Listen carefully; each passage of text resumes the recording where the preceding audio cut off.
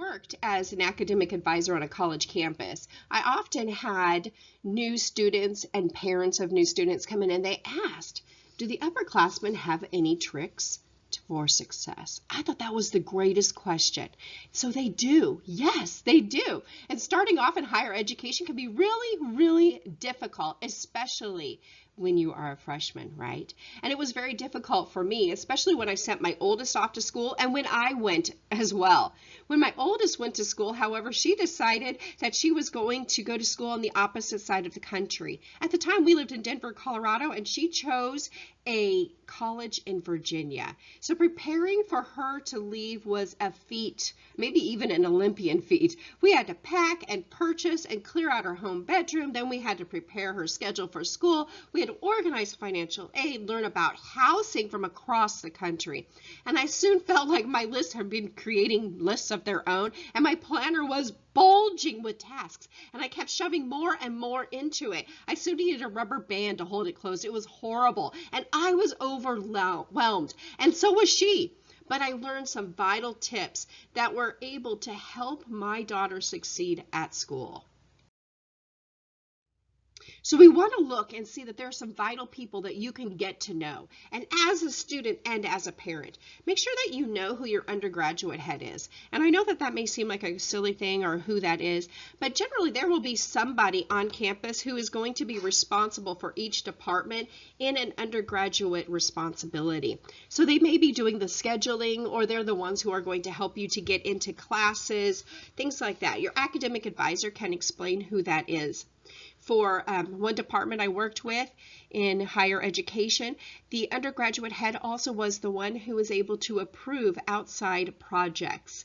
And the important part about the outside projects was that internships and other kind of projects can often be used for college credits.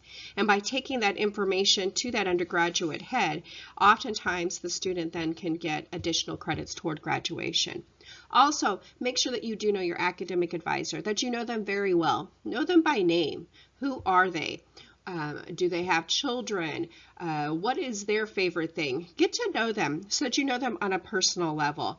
If you know your academic advisor and they remember your name and you remember theirs, you're going to end up with a more positive relationship and also have somebody that you can go to in the most greatest times of stress and difficulty.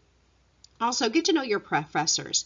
Many of them are going to have office hours. They should actually all have office hours. Make sure that you go there and you meet them, talk to them, not just about the requirements, but go and talk to them about what you want to do. I love that my son came to visit a few weeks ago, and he's going to college. He's in college right now, and he said, I'm really excited because when I go back to college, Mom, when I get done with spring break, he says, I have a meeting with my professor, and I have this great idea, and I can't wait to share it with him.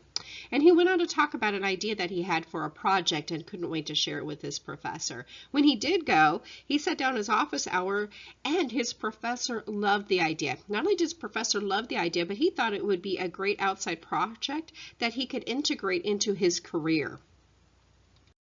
Next, make sure that you really know where the essential offices are on campus, and you want to make sure where they are before you get there. So really study that map. And then when you get to campus, walk around and find out where they are. Make sure that you know where the financial aid office is. Even though you may or may not need financial aid, that's a great place to know because they often are going to have all kinds of other information, such as jobs. They will have scholarships listed, things like that that you might be interested in, work study. Also know where your bursar is. That's where you make your payments. Your registrar's office. You might want to know where that is, even though many things are done online. If you have some kind of crisis, it's better to know where that is ahead of time. Your dean of students, these are going to be your advocates. The dean of students is not just there for disciplinary issues, but also there to help you in the greatest times. If you are in a health situation, for instance, maybe you got really sick, or I had a student one semester who was doing a climbing wall, getting some exercise in between finals, fell and broke his knee. Well, now he can't go to that final exam. Immediately, he knew that the dean of students was the place to call, and he called them and said, I'm going to miss my exam. I'm in the emergency room. I've just broken my knee. And immediately the dean of students contacted the professor and they made arrangements so that that student did not have a failing grade at the end of the semester. Make sure you know where your health center is. Do you have a student health center? Do you have a career center? They're going to help you to find jobs. They will give you listings and they will give you great tips on how to interview and how to put your resume together. And then, of course, knowing that academic advisor. We also want to know in some areas on campus, like your library and your computer lab locations. And I know that we do much of our information gathering online. I know I spend most of my time online searching online libraries instead of actual libraries. However, a librarian can be a great referral and a reference for you, so try to get to know them. And the computer lab locations are important because at some point or another in your college degree, and I can promise you this will happen, you are going to have a time when your own personal computer will not work and you're going to need to print something, or you're going to need to be able to use some kind of technological source. So a lot of colleges are going to offer free printing for their students. Be sure you check that. Find your classrooms before classes start. Walk all over. Talk to upperclassmen as you're walking around campus and say, hey man, are you a senior? Are you a junior? Whatever. What would you say is the best tip for an incoming freshman? Upperclassmen love to be asked that. So don't be really scared, but really ask them. They will love to tell you what the best tip was. And then, of course, buy your books early. Know that you really can return them if you have the wrong one, so don't worry if you've bought the wrong one. Lastly, we want to also be prepared for that lifestyle change. So for many freshmen, this is a major move, getting off of or moving on to college. You may have to learn to do your own finances for the first time, learning how to do your own laundry, taking care of yourself, those kinds of things. So I want you to just take a pause and list in your daily life, what does your mother do, or your parents do, your father do for you now that you will have to do for yourself. For instance, one thing that my son realized all of a sudden when he went to college was, oh my goodness, I have to go grocery shopping by myself. With a budget, no less. And so, prioritizing and showing him how to do that. So be sure that you understand and know how to do some things. Make sure that you get off campus and that you are able to know your community. You'll be surprised at how many wonderful things there are around your community and how many things that are offered. For instance, we have, next to a university that I attended, an independent bookstore, and they offered a discount to any student that came in there, and the discount was like 5% or something like that. It wasn't huge, but you know what, it was wonderful to have that extra place that was just half a mile from the official campus.